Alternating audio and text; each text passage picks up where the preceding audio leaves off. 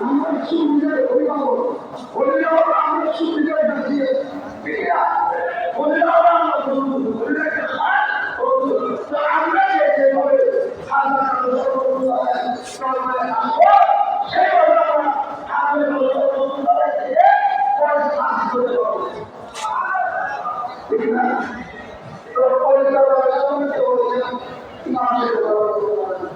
আমাদের দেশের মানুষ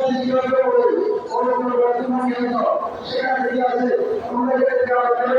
সেরকম মরে গেছে তার কাছে কি আছে এটা আমি বলবো ঠিক না তো আমরা কি শুনবো শুনবো তোরা নাটক শুনবো আমি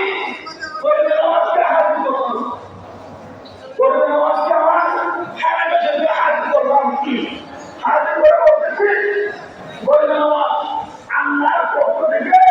যে নিয়ামত আপনি হয়েছেন সেটা আমার খানাটা জমিতে আমরা বলে দিয়েছি বলেছেন ওইটার সাথে কিছু খাওয়া যায়